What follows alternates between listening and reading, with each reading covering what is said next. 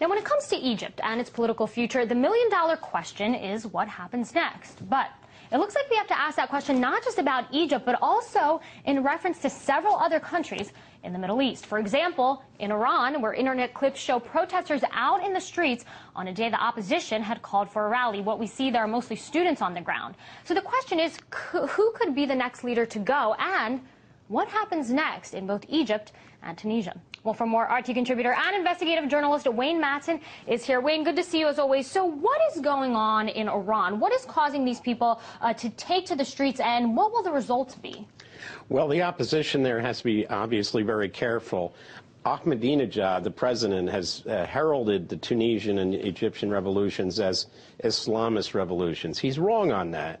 But the Iranian opposition is using this opportunity to take to the streets, saying we support the Egyptian and Tunisian revolutions, but leaving out the bit about what Ahmadinejad was heralding. And well, what do they want? Why are they out in the street? Well, they obviously want the same thing some of these other people in these other countries want. They want free elections. They want an end to the regime. Iran's a little bit different. Although there's a stirring from Morocco all the way across what we used to call the Islamic Crescent into Asia, Iran is under economic embargoes from the U.S. and the UN. It's also facing it has U.S. troops in Afghanistan and Iraq. So the regime there can point to the fact that they're under siege and also under the threat of a military attack by politicians in Israel and the United States. They can point to that and say, you can't oppose the regime. We're under siege. That's because we have basically frozen Iran out. That was probably a mistake on our part.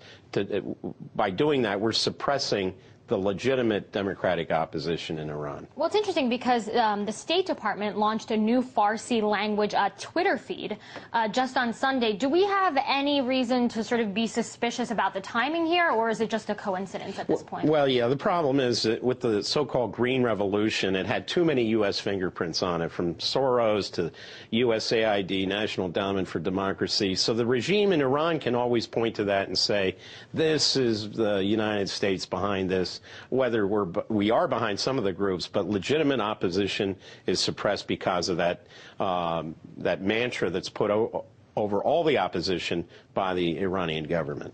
Now, let's talk about some other countries in the region where we've seen protests recently. What is going on in Yemen, where you have anti-government protesters clashing with police over there?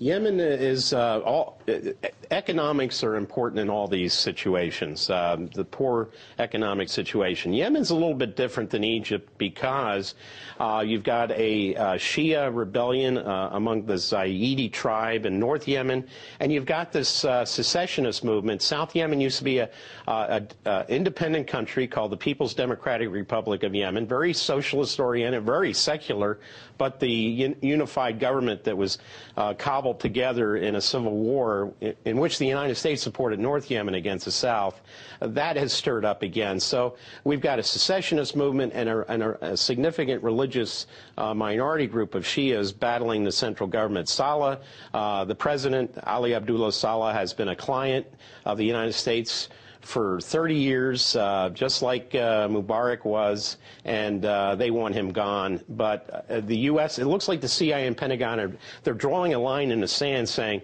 okay, Tunisia, Egypt, that's it. We're not going to allow any more clients to fall because we're beefing up military and security assistance to both Algeria and Yemen right now. Well, speaking of everything you just said and these quote-unquote allies, then what would instability in Yemen essentially mean for the United States? Well, it would mean the recreation of the independent South Yemen, which probably wouldn't be any great friend of the United States after we dissed them big time during the Civil War, supported the North, took sides.